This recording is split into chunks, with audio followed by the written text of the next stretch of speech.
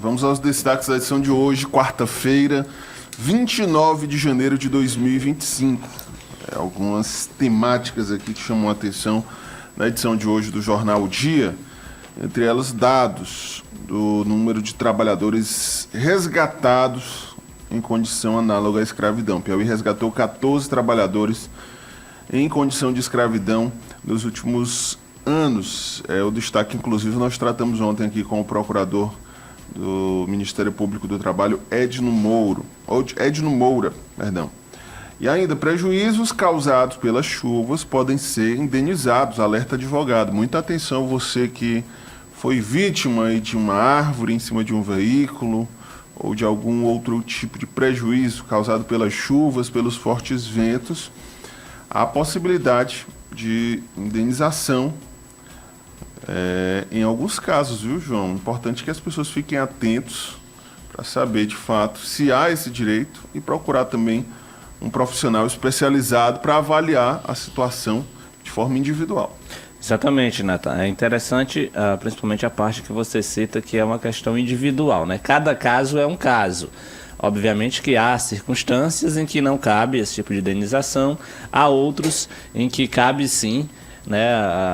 Não só a questão das árvores, de repente a questão de muros, que essa época do ano às vezes também podem cair, nessa época de muita chuva, muito vento, e aí a matéria aqui está na página 7 do Jornal Em Dia, explica, né? Dá umas orientações, as diretrizes de casos que podem, né, que cabem indenização, mas obviamente que o caminho é procurar um advogado, né, alguém aí especializado na área, porque dependendo da circunstância, cabe sim uma indenização a quem sofreu aquele dano material. Um outro destaque, viu, nós inclusive trouxemos aqui essa denúncia, iniciamos essa denúncia aqui no Comando Geral a respeito daquela espuma, viu, Magela, lá no Rio Puti, nas proximidades ali da estação de tratamento de esgoto, nas proximidades da Universidade Federal do Piauí. Nossa equipe foi ouvir especialistas que garantem essa espuma formada no Rio Puti pode causar danos aos peixes e à população. Ontem nós acompanhamos aqui na reportagem da Joelma Abreu que os técnicos da Secretaria Municipal de Meio Ambiente afirmaram que a quantidade do material encontrado lá estaria dentro dos parâmetros aceitáveis, mas a equipe do Jornal O Dia conversou com especialistas, inclusive representantes aí de instituições que atuam nessa pesquisa e no acompanhamento da qualidade da água dos rios, e de fato há um risco real, Magela e João Magalhães, para a saúde da população e também para os peixes ali do Rio Puti, naquele trecho próximo à Universidade Federal. É uma reportagem do André dos Santos, e aí fica bem explicado na capa aqui do Caderno em Dia, que realmente a quantidade, né, dessa espuma, ela pode sim, a depender da quantidade, ela pode sim prejudicar o meio ambiente, né? Na verdade, ela sempre vai prejudicar. Agora, existe até um limite que é dentro, né, do que se espera, é dentro vamos dizer assim, do cenário apropriado para essa questão. Então, sem dúvida nenhuma, cabe à Secretaria Municipal de Meio Ambiente, os órgãos de fiscalização ficarem atentos. A imagem, automaticamente, quando a gente vê, a gente já percebe que é algo que não é natural, né? Portanto, causa sim esse prejuízo aos peixes e, consequentemente, à população também.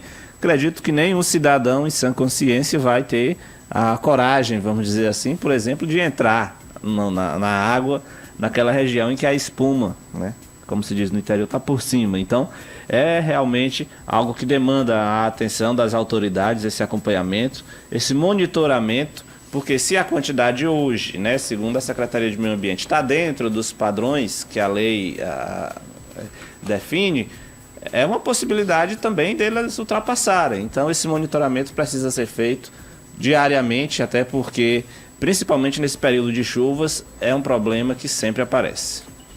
Bom, só para complementar os destaques ainda da manchete do Jornal Dia, vereadores e suplentes do Piauí eleitos em 2024 estão na lista suja do trabalho escravo. O dado foi revelado pelo Ministério do Trabalho e Emprego, e essa lista expõe, inclusive, diversas pessoas físicas, pessoas jurídicas que foram flagradas mantendo trabalhadores em condições análogas à escravidão. E aí, João, entre as atividades, inclusive algumas que o procurador destacou bastante ontem, a atividade das pedreiras no interior do estado do Piauí, aquela coleta de pedras para uso na construção civil, pavimentação e outras atividades na construção civil. E aí nós temos alguns municípios aqui que são que tem esses registros, viu? Na cidade de Vera Mendes, na cidade de Amarante, também na cidade de Monsenhor Gil, enfim, em várias regiões do estado, registro de vereadores ou suplentes de vereador que foram incluídos na lista suja do trabalho escravo aqui no Piauí. E nesses casos do Piauí, Natan, todos eles são ligados realmente à questão das pedreiras ou na extração de rochas. E aí é algo que chama bastante a atenção, porque a pedra, né, ela vai para o calçamento. E obviamente que quem contrata esse calçamento, quem contrata essas empresas é o poder público, prefeituras ou governo do estado. Então, imagina-se que seja mais fácil órgãos como as prefeituras e o governo do estado monitorar essa situação lá do início, né? Toda a cadeia de produção logística dessas pedras, para elas obviamente chegarem ali nas nossas ruas, no calçamento, elas passam por todo um processo industrial e que começa lá na extração das rochas, e obviamente que o poder público, ao contratar, né, as empresas, ele tem sim todas as condições de verificar, né, como é que a empresa atua, tanto em relação aos trabalhadores, quanto em relação aos materiais, se está tudo dentro ali do licenciamento ambiental, se está seguindo a legislação trabalhista. Eu quero acreditar que seja mais fácil de fiscalizar, porque de fato é um produto final que, entre aspas, é consumido pelo poder público, pelas prefeituras, por órgãos do governo do estado, todos eles obviamente fazem calçamento, então é mais fácil fiscalizar essa cadeia logística de produção, por isso que é tão necessário, né, que se avance nesse sentido. E ontem o procurador já tinha adiantado essas informações relacionadas a pedreiras, extração de rochas. Fica evidente aí com a divulgação da lista de trabalho escravo no Piauí, então, incluindo políticos, né, que deveriam dar o exemplo, infelizmente estão aí do outro lado, numa lista suja, né, por contratar pessoas e colocá-las a exercer suas funções em uma situação análoga à escravidão. Tanto vereadores, como é o caso de suplentes. Você citou bem aí as cidades, só para a matéria do Ezequiel Araújo, cita o nome, né? São construtoras, obviamente, que trabalham aí na questão dos calçamentos. Bom, só para encerrar, Magela, um destaque de repercussão nacional, você deve ter acompanhado esse vídeo que viralizou nos últimos dias de uma mulher matando uma onça, rapaz, comemorando, e uma situação lamentável até. E o IBAMA confirmou que esse caso aconteceu no Piauí. Foi em Alto Longar. No município de Alto Longar, aqui pertinho de Teresina. Esse caso, o vídeo foi registrado no dia 16 de dezembro de 2024.